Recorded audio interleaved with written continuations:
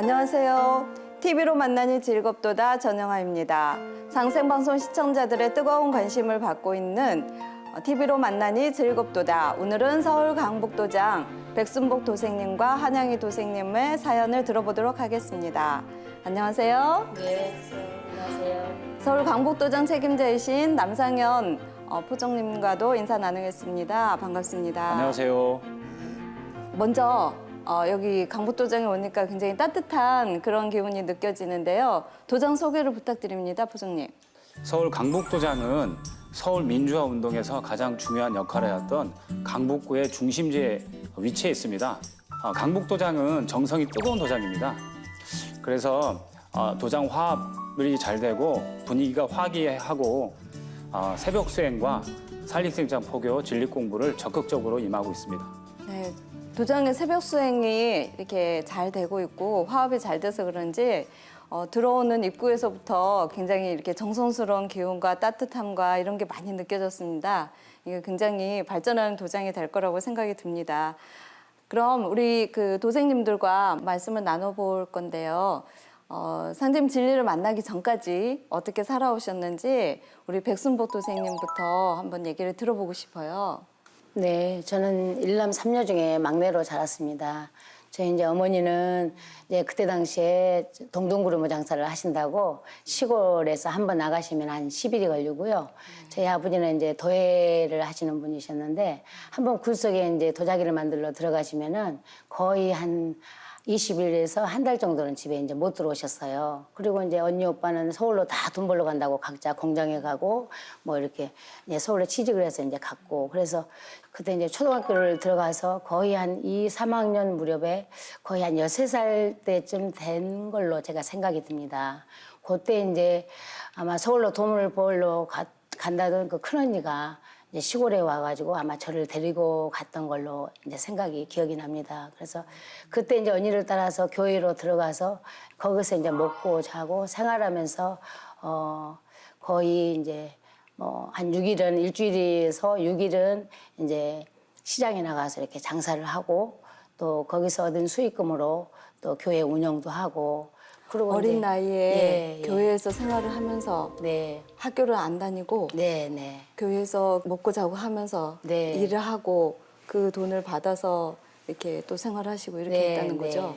그때가 아마 대구였던 걸로, 대구 대명동이었던 걸로 생각이 듭니다. 그래서 정말로 아침이면은 5시에 일어나서 이제 교회 열심히 청소하고 기도하고 그러고 이제 나가서 시장으로 이제 한 8시면 나갑니다. 니아까를 끌고 이렇게 시장으로 와서 장사를 하고 거의 한 7시쯤 이제 돌아와서 이제 하루 종일 그 수입금으로 이제 그날 수입금이 이제 생기잖아요. 현찰이라는 돈이 생기잖아요. 예, 그걸로 이제 교회에다 이렇게 갖다 이제 또 이렇게 올려드리고, 예, 그걸로 이제 생활하고 아마 저 혼자만 장사했지는 않고요. 거기에 계신 분들이 거의 한 4, 5분이 계셨습니다. 그래서 우에 이렇게 목사 설교하신 분은 이제 활동을 안 하셨고요. 거의 한 4, 5사람이 그렇게 활동을 해서 교회를 운영을 하고 개척교를 세우고 또 거기가 부흥이 되면은 또 이제 다른 곳으로 발령을 이제 위에서 내면은 또 이제 부산으로 가고 또 부산에서 청주로 가고 청주에서 또 어디 제천으로 가고 그렇게 저렇게 전국으로 이렇게 돌아다니면서 열심히 이제 6일은 일하고 일요일은 이제 저기 성경책 하나 들고 이제 저 공원으로 이제 전도를 갑니다. 그래서 여러 사람을 만나면서 이제 뭔가 성경 말씀을 전하고 그러고 이제 들어오고 그렇게 생활을 거의 한 19살 무렵까지 그렇게 살았습니다. 그러면은 13살부터 19살까지 그렇게 교회에서 어렵게 생활을 사셨는데 네네. 그렇게 생활하는 동안에 부모님과는 연락이 없었나요? 교회에서 6일 동안 장사하고 그 추운 날씨 더운 날씨 장사하고 그러다 보면은 거의 뭐 집에 시골에 어쩌다 한 번씩 이제 부모님이 생각이 나고 시골 생각이 나고 보고 싶기도 하고 그렇지만 내가 교회에서 이렇게 내가 하나님의 사업을 하는데 이렇게 일을 하는데 우리 엄마 우리 부모님은 편안하게 잘 계시겠지 무사히 잘 계시겠지 하고 어떤 편지도 하지도 않았고요 오로지 그냥 한 번도 안 가봤습니다 몇 년 동안을. 그러면은 19살까지 네. 교회에서 그렇게 사셨다 했는데 네. 그 이후에는 교회 생활을 이제 접으셨다는 얘기인가요? 네네. 이제 어느 날 갑자기 교회를 떠나온 계기가 됐습니다. 그때가 아버님이 이제 시골에서 이제 들리는 소문으로는 저를 막내이기 때문에 굉장히 저를 많이 찾으셨고 또 아버지가 병이 있으셨대요. 근데 결국은 간경화로 돌아가셨는데 저를 기다리다가 병원 한 번도 못 가보시고 돌아가셨다는 소식을 듣고 충격이 컸죠. 저는 이제 왜냐면 하나님을 믿고 이렇게 하나님을 일을 이렇게 하는데 영원히 우리 부모님은 안 돌아가시고 사시겠지 했는데 돌아가셨어요. 그래서 그리고 그 충격으로 해가지고 또 이런저런 사춘기가 되고 그러다 보니까 또 바깥으로 다니면서 장사를 하다 보면은 또 눈으로 보이는 게 있고 그러다 보니까 그때 19살 될 무렵에 어쩌면 교회를 나오고 싶기도 하고 그런 와중에 마음이 조금 갈등이 있었는데 아버님이 이제 임종 돌아가셨다는 소리 듣고 제가 보따리를 싸고 나오게 된 거죠. 그걸로 이제 완전히 기독과의 인연은 완전히 다 끝났습니다요. 예. 어린 시절을 그렇게 신심 어린 생활을 하면서 보내셨는데 네. 아버지 임종으로 이제 교회 생활을 이렇게 마치고 새로운 삶을 이렇게 사시게 된 거네요. 네네. 그래서 이제 직장을 들어갔죠. 열심히 이제 기술을 배워서 직장을 들어가서 31살 때까지 열심히 돈 벌면서 돈도 많이 벌었죠. 돈도 많이 벌어서 제가 이제 집도 사고 그때 당시에 그래서 결혼도 하고요. 예. 그럼 결혼하셔가지고 예. 이게 자녀도 이렇게 있고. 예. 네, 그 자리에서 운동이나. 아파트를 계약 체결해 준 남편이 지금의 남편입니다요. 예. 그러면 결혼 생활 하시면서 예. 새로운 종교 생활도 이렇게 하시게 된 예, 건가요? 예, 그렇죠. 전교가. 저희 시어머님이 이제 우이동 도선사에 네. 할머니 때부터 이제 대대로 다녔던 절이기 때문에 너도 이제 시집을 왔으니까 시댁 종교 따라서 엄마랑 가자 그래가지고 그때 당시에 이제 우리 애 막 임신했을 때 아마 손잡고 따라가서 우리 애 17살 때까지 불교 공부를 했으니까요. 이제 뭐 6일 동안은 뭐 열심히 또 직장에 다니고 또 거의 쉬는 날 하루는 그냥 아예 또 절에 가서 또 부처님의 그 교리 공부 스님들이 하시는 그 큰 공부 같은 거 금강경은 뭐고 반야신경은 뭐고 천수경이 뭔고 그 뜻이 그 속에 담겨있는 뜻이 뭔가 하면서 그 뜻 공부를 자꾸 이렇게 하려고 이렇게 하고 그러다 보니까 굉장히 거기서 이렇게 하루 종일 보내는 시간이 많았어요. 예. 그러면 이렇게 결혼 생활을 굉장히 순탄하게 잘 이렇게 지내셨을 것 같은데 불교 생활을 17년 하고 마치셨다라고 하니까 무슨 일이 있었나 이렇게 싶은데 혹시 무슨 일이 있었나요? 정말로 제가 고통스러운 게 있었어요. 예, 제가 신앙을 열심히 하려고 했던 것이 어떤 그런 어려움에서 좀 정신적인 고통에서 벗어나고자 하는 그런 마음에서 또 열심히 이렇게 제가 저기를 올인을 했던 것 같습니다. 근데 저는 항상 이렇게 밤에 잠을 못 잤어요. 밤이면은 저녁 내 꿈을 꾸느라고. 근데 꿈도 아주 기분 좋은 그런 꿈이 아니고 정말 고통스럽고 쫓기고 쫓아오고 뭐 칼을 들고 쫓아오고 뭐 죽인다고 쫓아오고 막 저에게 막 부드러워 자면은 막 저의 발을 손을 막 끌어내고 막 그냥 형체는 눈에 보이지 않지만 그냥 두둑한 손이 막 저 몸을 막 끌고 막 진짜 죽이려고 막 끌고 가고 막 그러니까는 꿈도 그렇게 고통스러운 꿈은 진짜 살려고 발버둥 치는 그런 꿈을 계속해서 어렸을 때부터 이렇게 꾸다 보니까 정말 그 고통이 말을 못했어요. 그래서 혹시 기독교 신앙을 하면서도 진짜 한 소복 입은 여자가 항상 이렇게 목을 조르고 이렇게 그러고 그러면서 또 역시나 마찬가지로 불교에 또 가가지고 불교 공부를 해봐도 정말로 그 고통스러운 그 꿈에서는 벗어날 수가 없었어요. 그래서 큰 스님한테 제가 정말 살면서 열심히 저는 일을 하고 열심히 산 것만 누구한테 뭐 해낀 적도 없고 뭐 제가 진짜 열심히 돈만 벌고 산 것 같은데 종교생활하면서 산 것 같은데 제가 항상 이런 고통스러운 꿈을 꾸고 이게 그런 꿈에서 벗어나지를 못하고 이렇게 있으니 이걸 해결할 수 있는 방법이 무엇인가요? 하고 이제 큰 스님한테 물어보니까 큰 스님이 악기잡기를 쫓아내는 하엄경 그 하엄경이라는 그 그 신장기도가 저를 이렇게 고통에서 좀 벗어날 수 있게끔 해야 되니까 화엄 신중 기도를 좀 하래요. 많이 하래요. 그래가지고 그 방법도 해보고 스님이 시키는 대로 방법도 해보고 진짜 무속인집만 안 가봤지 정말로 아 내가 꿈을 꾼 게 이렇게 꿈을 꾼 게 뭔가 내가 많이 빚을 졌거나 아니면 우리 조상님들이 뭔가 세상을 너무 잘못 살아가지고 남한테 해를 많이 끼쳐놓은 그 과보로 내가 받는 건가 싶어서 그럼 그게 그런 걸로 내가 이렇게 피해를 보고 이렇게 저기 한다라면은 내가 그 빚을 다 갚아야지 하면서 이제 제가 그러면서 열심히 벌어서 뭐 정말로 이렇게 도전사에 진짜 뭐 삼천 지장부리면 뭐면 다 하는 대로 다 따라서 누가 뭐 하라는 것도 없잖아요. 절에서는. 근데 제가 이제 자력으로 이렇게 많이 이렇게 보시도 하고 어쨌든 그렇게 했습니다요. 그렇게 했는데도 결과는 마찬가지였어요. 그게 꿈이. 그 백순보 도생님 이제 말씀을 듣다 보면은 어렸을 때 이제 기독교, 불교 신앙을 이렇게 쭉 해오시면서 어떤 신앙을 통해서 영혼이 정화되고 또 이렇게 어려운 삶을 극복하고 하는 그런 삶이었다라는 거를 이렇게 말씀을 해주시고 있는 것 같아요. 네, 굉장히 순수하시고 열정적인 그런 삶을 이렇게 살아오셨는데 우리 한양희 도생님도 인상이 참 좋으신데 이렇게 어떻게 살아오셨는지 참 궁금하거든요. 저는 전라남도 구례에서 태어났거든요. 네, 태어나서 그때는 국민학교라고 그랬잖아요.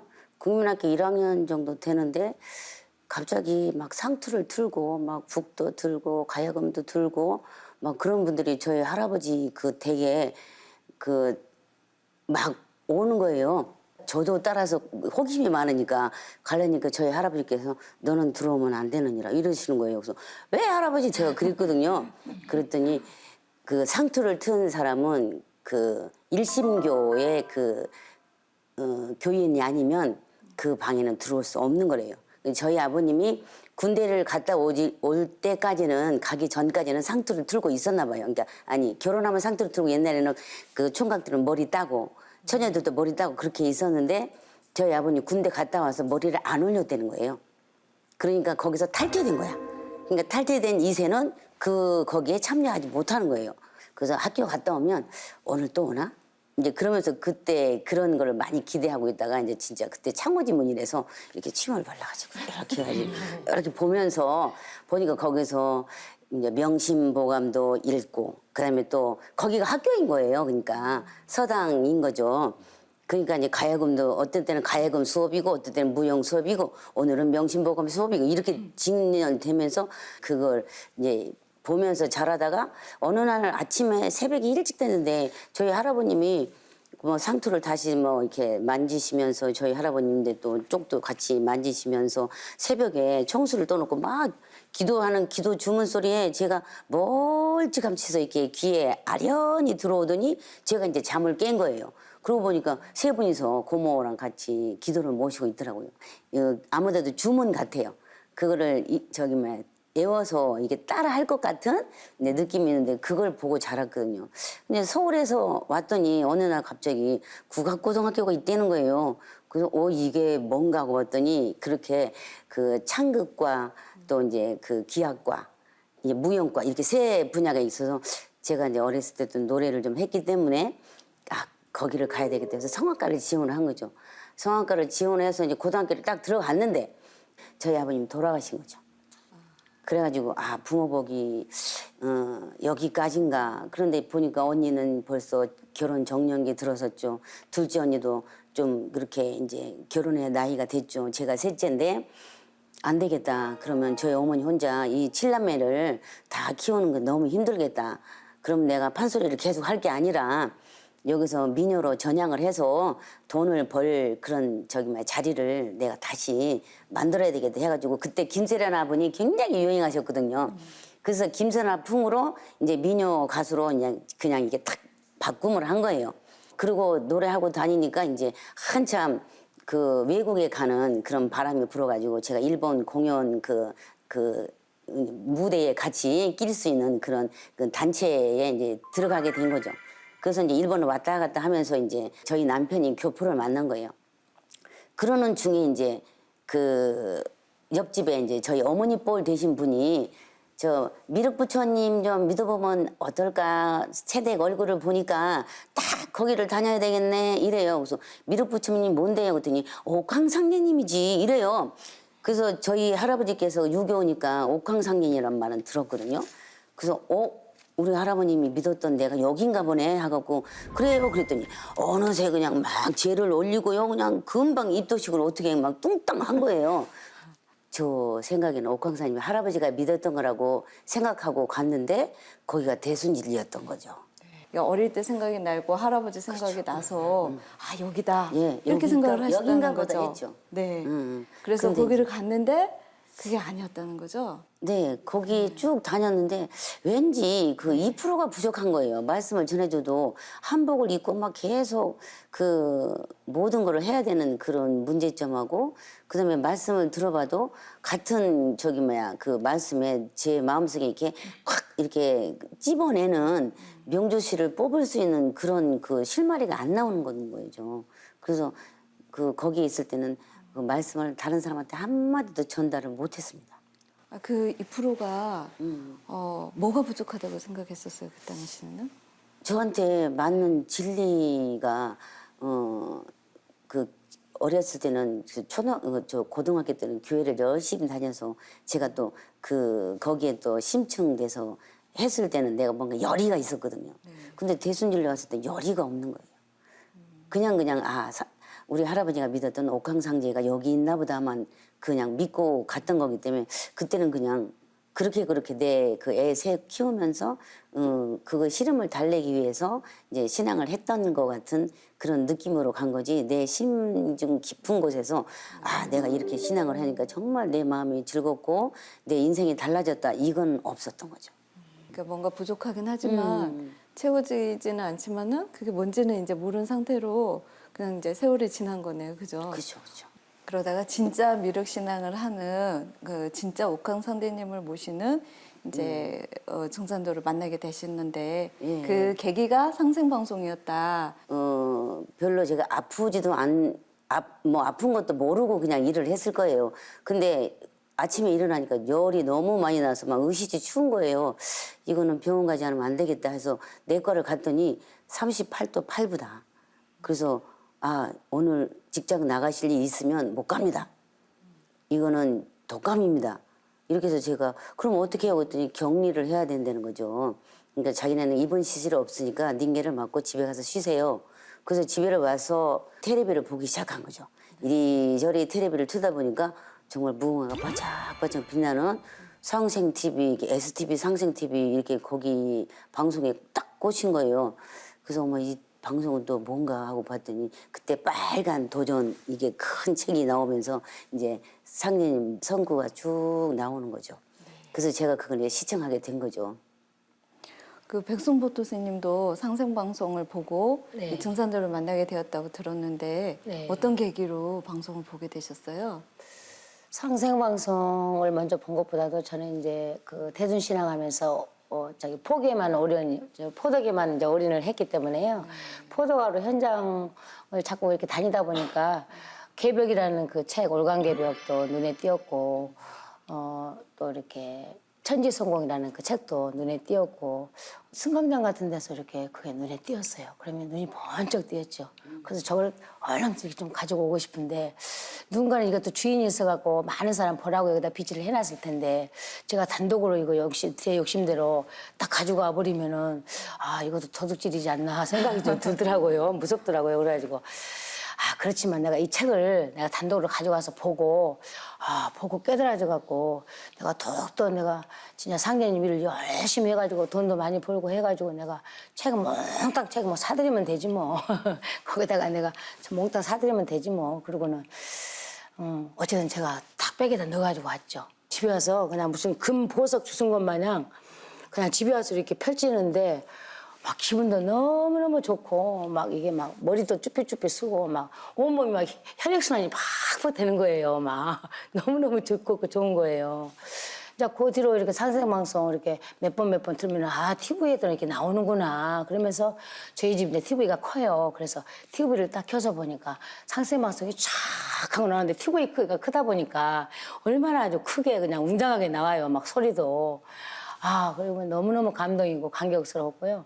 상제님 성과 말씀 너무너무 좋고 그래서 집에만 오면은 그 상생방송 보는 재미, 그 책을 쏙딱하게 혼자 가만히 혼자 그냥 딱 보는 재미가 붙여가지고 진짜 피곤한지도 모르고 전혀 진짜 뭐 오히려 피곤한 게 어딨어요. 막 아주 막 진짜 이 기운이 막 섰는데요.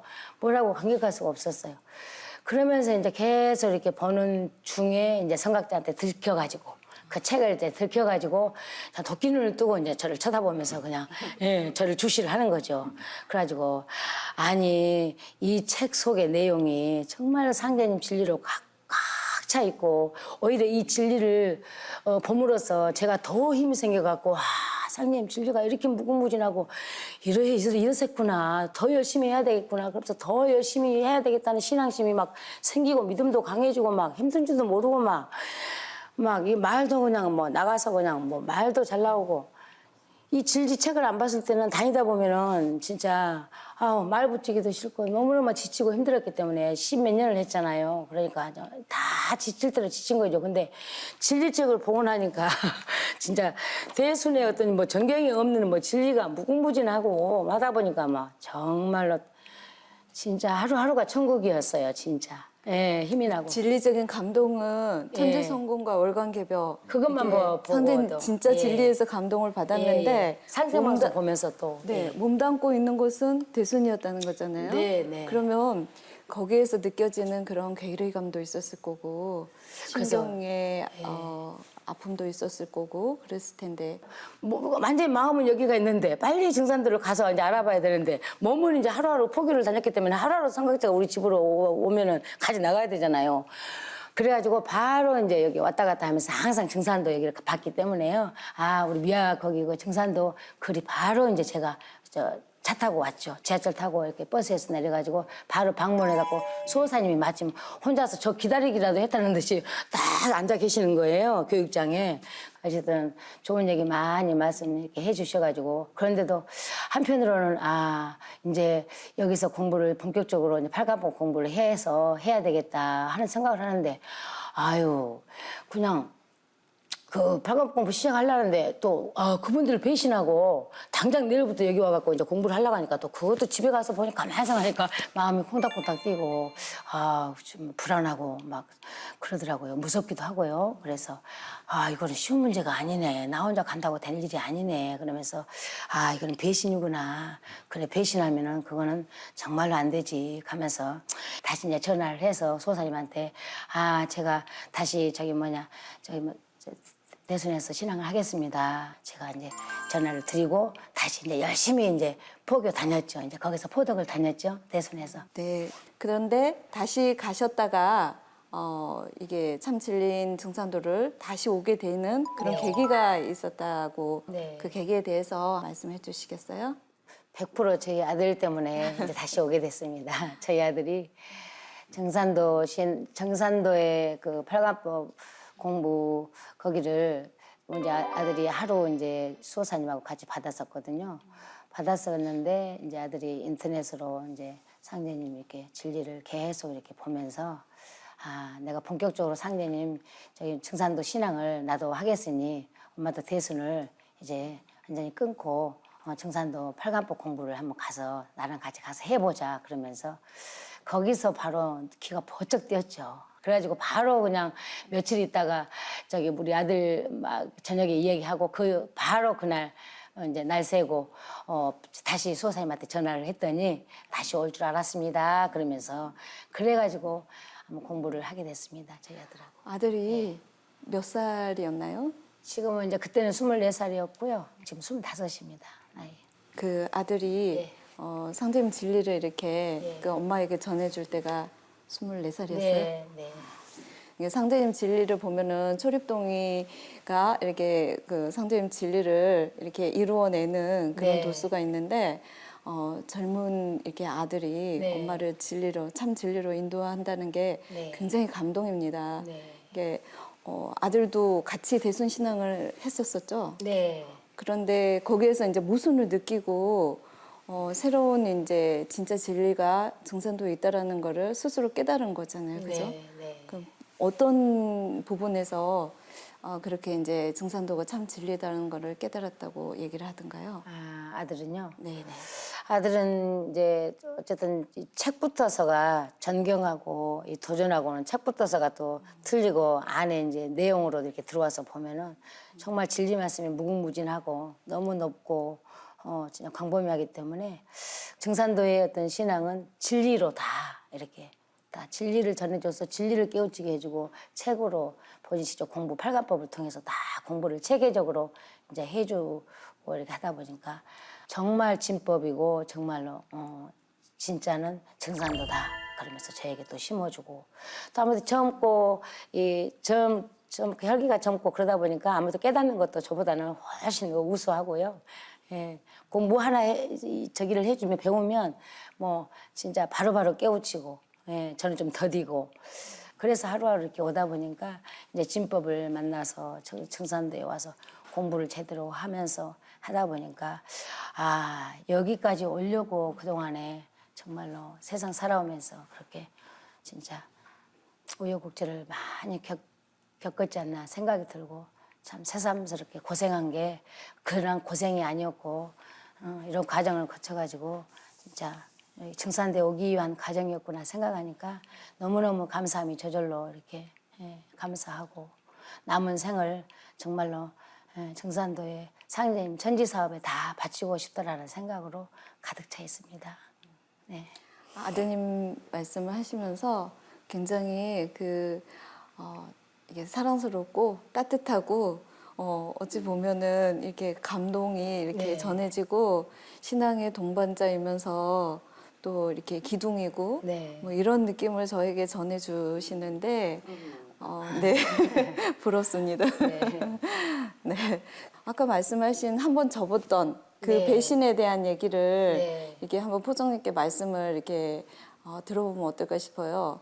그 결국 하늘에서는 천신 가진 사람을 찾는다고 하셨는데 이렇게 백순복 도생님처럼 천심을 가지고 상제님 진리를 전하시는 분들이 이렇게 참 진리를 만났는데 잘 몰라서 다시 돌아가는 경우도 있을 수 있는데 정말 이게 배사율에 대한 상제님 말씀도 있잖아요. 네네, 과연 그렇습니다. 배사율은 뭐고 그게 어떻게 이렇게 적용을 해야 되는지 말씀을 해주시면 감사하겠습니다. 예, 배신이란 말씀이 상제님은 이제 배사유라고 표현을 해주셨는데요. 도전 2편 27장에 상제님 말씀이 있습니다. 배사유에 관련된 말씀이 한번 펴보면요. 상제님 말씀에 선천에는 도수가 그르게 되어서 제자로서 스승을 해야 하는 자가 있었으나 이 뒤로는 그런 불의를 감행한 자는 배사유를 받으리라 하셨습니다. 여기서 이 배자는 배신할 배자입니다. 사자는 스승 사자입니다. 그래서 배사유라는 것은 스승을 저버리는 배신하는 행위를 배사유라고 합니다. 네, 그럼 이 배사율에 대한 그 사례가 있을까요? 예, 도전에는 여러 군데 나오는데요. 특히 상제님께서는 일본에 대해서 말씀을 많이 해주셨습니다. 이것도 한번 도전을 좀 봐야 되는데요. 5편 119장에 잘 나와 있습니다. 5편 119장을 보게 되면요. 일본은 배사율로 망한다는 게 천지공사의 내용입니다. 한번 도전 송크를 읽어보겠습니다. 상제님께서 말씀하시기를 서양 사람에게서 재주를 배워 다시 그들에게 대항하는 것은 배응 망독줄에 걸리나니 이제 판밖에서 남에게 의뢰함 없이 남 모르는 법으로 일을 꾸미노라 하시고 일본 사람이 미국과 싸우는 것을 배사율을 범하는 것이므로 장광 80리가 불바다가 되어 참혹히 망하리라 이렇게 말씀을 하셨습니다. 3절이 되게 중요한 말씀 중에 하나인데요. 여기서 장광이라는 것은 나가사키와 히로시마를 얘기합니다. 그래서 일본이 메이지 유신 이후로 미국 근대 문명을 받아서 근대 국가로 발돋움하게 되었는데요. 일본이 이 진주만을 폭격을 합니다. 그래서 이 배사율을 받아서 이 원자폭탄 공격을 받고 참혹하게 망하게 됩니다.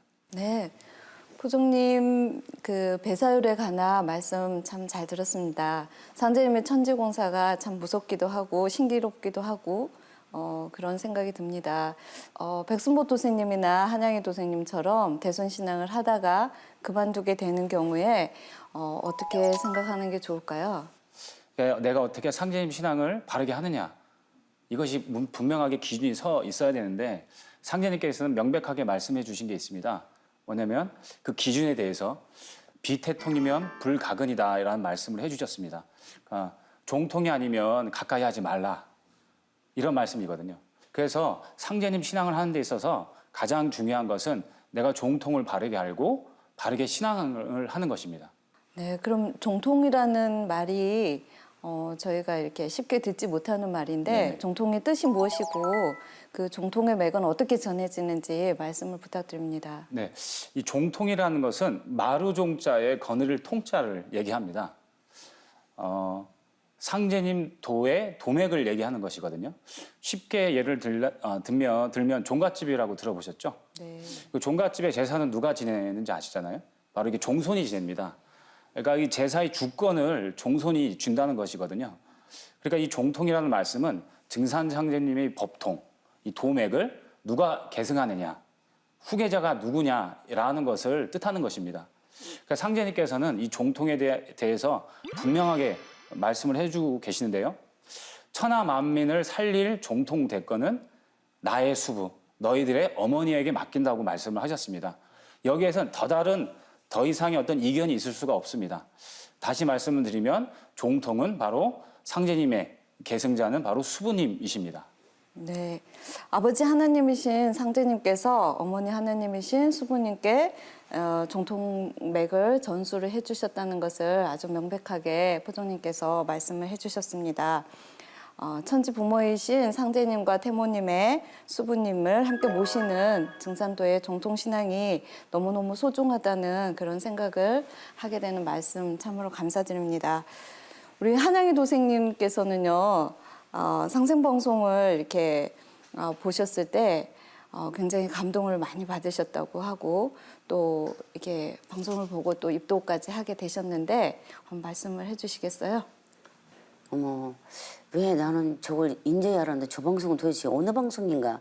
이렇게 하고 그냥 계속 처음에 이제 뭐 몸도 아프니까 누웠다가 일어났다가 또 엎드렸다가 뭐 하고 보고 있는데 또 이제 무슨 대도의 말씀 하신다고 이제 나오시는 거예요. 그래서 이제 듣고 보니까 그 전에 들었던 말과 비슷비슷한데 좀 다른 말씀을 하시는 거예요. 그래서 저 말은 참 귀중하다 그래고 제가 이제 처음에는 이런 F용지가 있어서 막 그 말씀을 이렇게 적었는데 이거 2월 4일이네요. 이걸 막 천지송공 막 그렇게 하면서 또 막 여러 가지 이렇게 탁 적었거든요. 그 첫날은 이걸로 이제 지났어요. 그리고 그 다음날도 내가 저기 뭐 빨리 가서 닝게를 맞고 둘째 날 또 가서 저기 일 갈 수 없다면 이걸 봐야 되겠다 싶던데 역시 둘째 날도 가면 안 됩니다. 이라고 집에 와가지고 다시 노트로 오면서 사가지고 왔어요. 이제 빨간 그 성구 그 도전 말씀이 생각나서 빨간 책자를 사갖고 와서 이제 딱 이제 적어야 되겠다 해갖고 적었죠. 제가 그래서 딱 이제 적으면서 계속 이렇게 그 보는 때마다 하루 이틀 3일 4일 그 쉬는 동안에 계속 봤어요. 태월주도 나오고 뭐 문명 개백이 뭐 마지막 전장이다 나오고 막 여러 가지 나와서 막 국통맥 9,000년 역사 막 이런 것도 나오니까 제가 너무 신비로워가지고 와 전경은 이렇게 얇은데 여기서는 이렇게 도전이라는 책이 이렇게 두꺼우니까 저걸 한번 사서 읽어봐야지 내 마음이 좀 어딘가 모르게 풀리겠구나. 그래서 이제 계속 그 말씀 보는데 왜 첫사랑 느끼는 그 감정이 있잖아요. 막 두근반 세게 막 콩당콩당하고 막 정말 막 가슴이 설레고 막 이렇게 저는 이 도전을 기다렸거든요. 그랬더니 정말 전화 걸어서 왔어요. 와가지고 이제 성구를 딱 펼쳐보고 이제 한참 이제 막 도대체 이건 뭐야 이렇게 막 앞에서부터 막 계속 이렇게 보는데 제일 뒤에 가서 이게 종통맥에서 딱 제가 꽂혀서 이렇게 보는 순간에 판 밖이 있고 판 안이 있고 근데 대순일레가 쭉 보니까 저 밑에 이렇게 있는 거예요. 제가 이걸 그렇게 이렇게 두드러지게 아마 이게 누구니 어리어리 할 정도로 10분간을 아마 쳐다보고 있었어요. 제가 기내 짧은 해도 20년간 다녔던 그 곳이 저 판 안도 아니고 저 판 밖에서 이렇게 이런 곳이 있었구나. 이 도전을 만나게 해주신 게 너무너무 감사하다. 정말 가문의 영광입니다 하고 조상님께 제가 기도를 드렸다니까요. 그리고 아픈 게 이 증산도로 가기 위한 길목에서 저희 조상님이 저한테 이렇게 밀어 넣은 것 같은 이게 느낌을 받았습니다. 그 상생방송을 보고 도전 성구 말씀을 이렇게 기다리는 마음이 첫사랑 애인을 만나듯이 이렇게 가슴 두근거리고 네, 그런 마음이 있었어요. 그런 말씀이 참 재미있는데요. 저희도 이렇게 그 도전을 보면서 그 가슴 두근거림이 있었다는 기억이 이렇게 새록새록 이렇게 떠오르기도 해요. 네, 그래서 이제 네. 저기 전화를 걸어서 제가 수일이에 가장 가까운 도장이 어디입니까? 하고 물어봐서 이제 강북 도장을 찾아오게 된 거죠. 네, 그렇게 해서 도장을 방문하게 예, 되셨군요. 포종님, 그런데 아까 한양희 도생님께서 말씀하신 것 중에 네네. 판 안의 난법과 판 밖의 난법에 대한 언급을 해주셨거든요. 네네. 그 한번 설명이 필요한 것 같은데 네네. 말씀을 부탁드립니다. 예, 상제님 진리 세계에 있어서 이 난법이라는 이 진리 용어가 많이 나오는데요. 상제님께서 이 천지공사를 이렇게 100년의 천지공사를 보심으로써 이 판안과 판박 이 난법도 천지공사로서 이렇게 보신 공사 내용이 있습니다. 6편 106장에 있는 말씀인데요. 한번 이렇게 보도록 하겠습니다. 이렇게 보면 6편 106장에 도운의 개창자와 추수자 이렇게 말씀을 하시면서 상제님이 2절에 성도들을 이렇게 벼려 앉히시고 근데 그 성도님들은 9분이십니다. 그래서 이런 말씀을 하고 계십니다. 이제 도운을 전하리라 이런 말씀을 하고 계십니다. 그래서 이제 한 성도님, 김갑칠 성도님한테 이제 대나무 11마디 마디를 가지고 오라고 하시면서 이 대나무를 갖고 공사를 보시게 됩니다. 그래서 이 대나무를 갖고 공사를 보신 이유는 이 대나무는 나무들 중에서 성장 속도가 가장 빠른 그런 기운을 담고 있는 나무입니다. 그래서 이것을 이 대나무의 기운을 도운 공사에 취해서 상제님께서 공사를 이렇게 보신 거고요.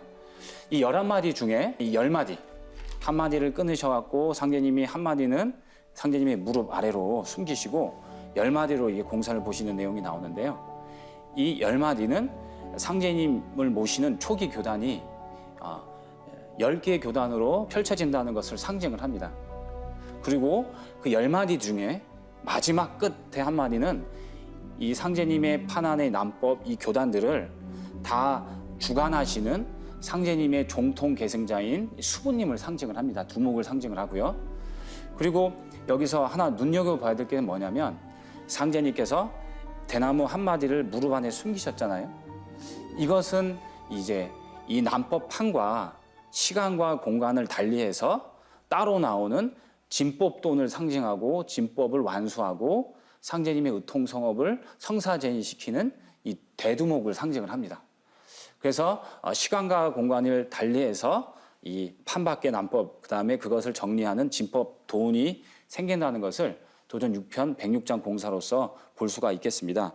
그래서 한번 정리를 하면 판안의 난법은 상제님과 수부님을 모시는 초기 상제님의 교단의 분열 숫자를 얘기하는 것이고 판밖의 이 난법은 뭘 상징을 하냐면 판안은 상제님의 공사로 나온 거잖아요. 이제 판밖은 각기 자유 행동에 맡기리라는 상제님 말씀이 있습니다. 그리고 자기 생각과 자기 뜻과 이런 걸로 상제님 진리를 왜곡, 조작, 윤색을 해서 다른 어떤 이제 난법판을 만드는 그러한 것을 상징을 합니다. 정리를 한다면 판안의 난법과 판밖의 난법은 바로 이 진법 도운이 태동하기 위한 필연적인 성숙의 과정으로 나오는 성숙의 과정으로 볼 수가 있겠습니다. 네. 상제님의 진법이 나오는 그 과정을 이렇게 잘 설명을 해주셨습니다. 말씀 감사드리고요. 네, 이제 우리 백순복 도생님부터 이렇게 입도하는 과정에서 이게 느끼신 점이 어떤 점이 있으셨나요? 입도 과정에서 입도를 바로 해주지 않고 21일 동안 팔관법 공부부터 시작했는데요. 팔관법 공부에 상제관, 구원관, 인간관, 신관, 수행관, 우주관 이렇게 한 관 한 관 이렇게 공부할 때마다 정말 공부가 너무너무 재밌었고요. 귀에 쏙쏙 들어오고 너무 굉장히 많이 깨달아졌고, 그리고 정말 이 공부를 정말로 하루빨리 다 알려줘야 되겠다는 그런 생각들로 꽉 차 있었고요. 처음에 증산도에 와가지고 입도 과정이 정말로 바빴지만 뭐 생전 그 진짜 대한민국 사람으로서 태어나서 국통맥이라는 거를 내가 처음 듣고 환단곡이 이 책자도 읽고 여기서 천도식도 진짜 정말로 이렇게 다 해드리고 싶고, 그래서 이 표만 봐도 너무너무 기분이 좋고, 예, 저는 그렇습니다. 어떻게 할 말은 참 너무너무 많았었는데 막상 하려고 하니까 제 머릿속에서 어떻게 갑자기 떠오르지 않습니다. 입도 과정이 이렇게 어려웠지만은 그 어려운 만큼 더 보람이 있으셨던 것 같고요. 네. 우리 한양희 도생님은 입도 과정에서 느끼신 점이 어떤 점이셨어요? 저는 이제 누가 권유해서 들어온 게 아니고 상생성 방송 보고 제가 스스로 찾아왔잖아요. 그래서 역시 그 첫사랑의 그 느낌 그대로 팔강법을 공부한다길래 바로 네 하겠습니다 했어요. 그리고 팔강법을 공부하면서 그 진리 공부가 너무나 새록새록 이런 공부가 있었구나. 상진을 만나서 너무 감사하다 조상님. 제가 입도하면 천도식을 해드리겠습니다. 증산도의 꽃은 천도식이랍니다. 기다리십시오. 제가 그랬거든요. 그래서 바로 입도하고 천도식을 해드렸고, 그 다음에 이제 직선조, 외선조 했기 때문에 이제 사설령을 할 계획이고, 그래서 입도한 뒤에 반천무지 사배 심고를 하는데 저는 또 가슴이 너무 뭉클했어요. 제가 국악을 했잖아요. 그런데 그 음악이 너무 감동적이어서 임금님 납실 때 그 정악이란 그 음악이 쫙 국악적으로 깔아지잖아요. 또 저는 그때 그 느낌 감회가 너무나 커서 세상에 제가 임금님 납시오 하는 그 자리에 내가 장은 급제도 안 했는데 이 자리에 감히 서서 반천문제 사배라는 거를 할 수 있다는 그 장소에 왔다는 게 너무나 감동적이어서 그때 한번 마음속으로 울었어요. 그래서 그 매일 치성 드릴 때마다 반천문제 사배하면은 너무너무 선녀가 춤추듯이 장원급제 했던 그런 그 심정으로 그 반천문제 사배하면 정말 행복합니다. 이제 상생방송을 보셔가지고 진리를 이렇게 알게 됐잖아요. 그런 감동을 가지고 도장을 이렇게 찾아오시게 되었는데, 이 도장에 딱 들어서서 이제 상제님을 뵙는 순간이 있었을 거잖아요. 그때 어떤 느낌이셨나요? 이게 도장문을 들어섰을 때 딱 어떤 느낌이었는지 말씀을 해주세요. 처음에 증산도에 이제 막 도장을 방문하고 들어섰을 때 마음이 두근거리고 땀도 나고 가슴이 두근두근거리고 계단에서 오르락내리락 진짜 하긴 했습니다. 오르락내리락 하다가 막 땀도 나고 가슴도 두근거리고 그랬는데, 어쨌든 도장 방문을 열고 이렇게 들어오는 순간 다 사방이 다 책으로 다 이렇게 또 진열이 돼 있고 하는 거 보니까 정말로 뭔가 마음이 좀 엄숙해지고 굉장히 뭔지는 몰라도 기분이 아주 좋았어요. 기분이 아주 좋았고, 또 도장에 들어와가지고 이렇게 한번 이 앞에 이 신단을 보니까 상제님, 태모님이 이렇게 계시고, 어릴 때 아기가 엄마 품에 안겨 있는 것처럼 마음이 굉장히 안정하고 기분이 좋고 황홀하고 그랬습니다. 네. 수행 체험담이 있으시면은 이렇게 한 말씀 해주세요. 뭔가 이 머리 항상 한쪽 머리가 이렇게 아프고 항상 한쪽으로만 이렇게 아팠어요. 이렇게 반만 딱 다리도 그렇고요, 이 관절도 그렇고 머리도 그렇고. 그래서 머리도 그렇고 특히 이 팔도 그래서 한쪽으로만 딱 아픈 거예요. 그래서 이러다가 뭔가 좀 잘못되지 않나 싶어서 항상 걱정했는데, 어느 날 갑자기 도공을 하는데 이 머리에서 뭐가 이 혼불 마냥 샥 헤어리를 치면서 머리 한쪽에서 여기 뒤통수 항상 여기가 이렇게 아팠거든요. 근데 여기 뒤통수에서 이 혼불처럼 샥 하면서 샥 빠져나가더라고요. 뭔가 그걸 굉장히 크게 느꼈거든요. 그래서 나도 모르게 깜짝 놀라고 뒤로 자빠질 뻔했어요. 근데 아무튼 그 뒤로 머리도 가벼워졌고, 눈도 이렇게 가벼워졌고, 이게 다리도 그렇고요. 굉장히 거기서 많이 그런 보약 중에서도 진짜 만병통치약이라고 생각이 듭니다. 정산도의 진리는요. 네. 오늘 소중한 말씀 잘 들었습니다. 감사합니다. 네, 감사합니다. 지금까지 서울 강북도장에서 백순복 도생님과 한양희 도생님의 사연을 들어보았습니다. 상제님께서는 지금은 하늘이 세상에서 천심 가진 자를 구하는 때니라 고도 하셨고요.